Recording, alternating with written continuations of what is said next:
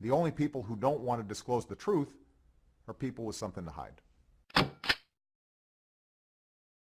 You know, the issue of the president's college transcripts and his college academic records, I thought a total non-starter until Donald Trump really came up with, a way of fighting the Mitt Romney, the demand on Mitt Romney. Here, play cut 7. Got it, Crash? What Governor Romney should do, in my opinion, is say, I will give my tax returns if you open up your records, because as you know, President Obama spent over $4 million trying to hide so many different things from his past, whether it's college applications, college records, passport records, and nobody brings this up. Nobody says, open up your passport records, open up your college applications, open up your college records. Let's see your life. And nobody brings this up. Why is he spending $4 million on trying to keep them secret? So I would say I will open up my tax returns, and his tax returns are perfect. But I would open up my tax returns, but we want to see your record. And I would think that you would probably not hear any more talk, frankly, about the tax returns. Does Donald Trump have a point? Will you still be as eager to see Mitt Romney's tax returns, if President Obama has to turn over his records, particularly at Columbia University? I think one's yin and the other's a yang, apples and oranges. But Wayne Allen Root, the former libertarian candidate for vice president, the author of The Conscience of a Libertarian, was a classmate, he says, of President Obama at Columbia. Hi, Wayne. Hey, Geraldo, how are you? I want to go through 4 things. Fine, thanks. I'm glad you're on the program. I'm going to go through 4 things that you allege, and you tell me what the backing is for it. Yeah, when you say allege, wait, I got to tell you, when you say allege, I'm like Harry Reid. I think Harry Reid opened the door for me. I've thought about these things for 4 years and wrote about it finally a few days ago, and it wound up on the front of Drudge, and I've been on every big talk show talking about it, but I'm always make it clear at the start of every interview, just like Harry Reid, he's guessing about Mitt Romney. So you're guessing. Hold on. I got you, Wayne. You're guessing. You're guessing, A, he rarely ever attended class. Well, that one's not a guess. That one was he was my classmate, and I thought I knew everyone, and I never saw him, never heard of him, never met him, and don't know anybody at Columbia that I've ever met that's ever saw him or heard of him or met him. And his grades were not those typical of what we understand it takes to get into Harvard Law School. Right, that would be my guess. I think they weren't typical of what gets into Columbia University either, from what has been said by classmates at Occidental who said he was not a good student and he didn't go to class a lot and he got lousy grades. All right, now we get into the incendiary area. He attended Columbia as a foreign exchange student. Right, good guess based on common sense. Remember what I am, Geraldo, not just a VP candidate from the past and a politician and a political talking head, but a Vegas odds maker for 26 years with over 3 million clients. I've made millions of dollars on gut instincts alone. I look at clues. I come up with a conclusion. I pick a team. Thousands of people pay me for that advice. And I look at this situation, and I just said to myself, now that Harry Reid has made some guesses about tax returns he knows nothing about, let me make some common sense gut instinct guesses.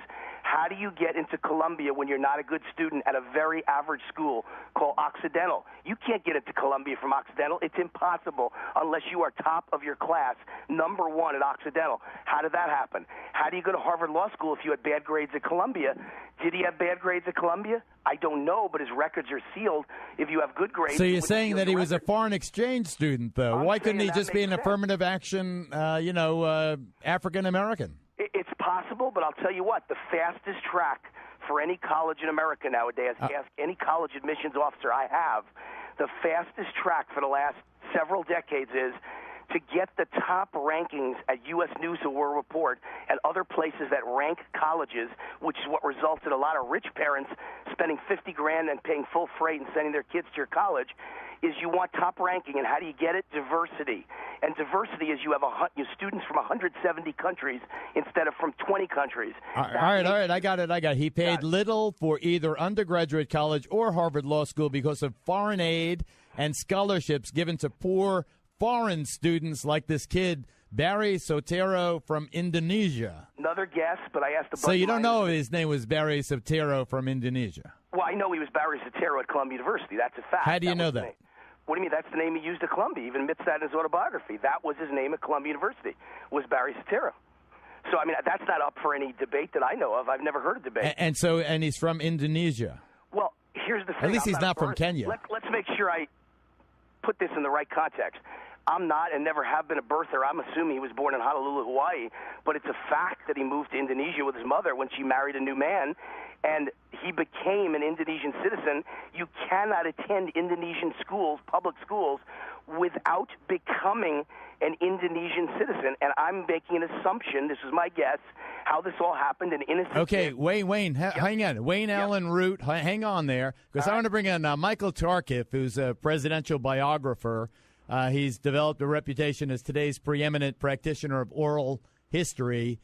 In A Complicated Man, the life of Bill Clinton is told by those who know him. That's where Michael Tarkiff has made his bones most recently. So, Michael, you've heard Wayne Allen Root, the odds maker, telling us about President Obama at Columbia University. You don't want to comment on the scholarship?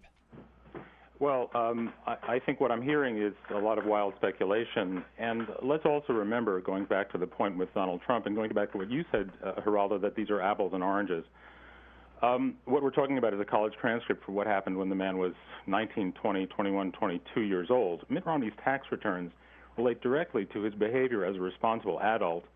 They also relate directly to his entire pitch as a presidential candidate. Vote for me because I know how to create jobs. Vote for me because of my business background. Well, okay, then his tax returns are directly relevant to this entire pitch he's making to try to convince the American people to hire him for this job. They're so much more germane to this election campaign than these college transcripts are.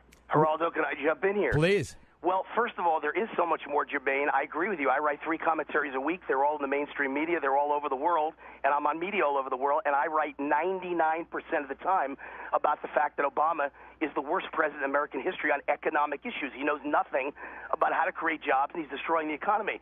This is the one thing I've ever written that has anything to do with anything other than economics, but it does have very much to do with whether he's qualified to be president of the United States, because if my theory happens to be correct, and I got news for you, I think I've hit a bullseye. I don't see that. What'd you hit a bullseye? That he didn't attend classes in Columbia? No, that I used to doesn't take matter. tests for my classmates at University of Arizona. Hey, Geraldo, the liberal argument, the liberal narrative is to make light of this and say, who cares what grades he got 30 years ago? And I agree. Why would a sitting president care if people saw that he got straight C's at Columbia 30 years ago?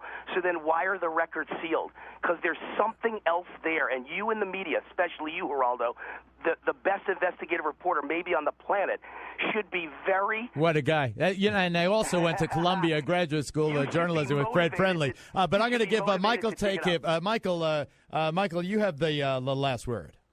Geraldo, there's been an attempt since President Obama came on the scene to turn him into something other, something un-American. We saw a top Romney surrogate just a couple of weeks ago say he needs to learn how to be American. There are all these stories about his birthplace, about his religion. People are trying to make him somehow a foreigner, and here we have a gentleman talking about him as though he were a foreign exchange student. A man saying this with really, you'll pardon me, Mr. Root, with no real evidence to back it up, but just a gut instinct, your instinct as an odds maker. This is all of a piece with what people have been trying to say. The man is an American citizen. He was born here. If you don't like his policies, that's one thing, but let's not try to make him something, quote, other. All right, Michael Tarkiff, excellent. Wayne Allen Root, very feisty. I appreciate both of you coming on. Thank you very much. I'll be right back, folks. The only people who don't want to disclose the truth are people with something to hide.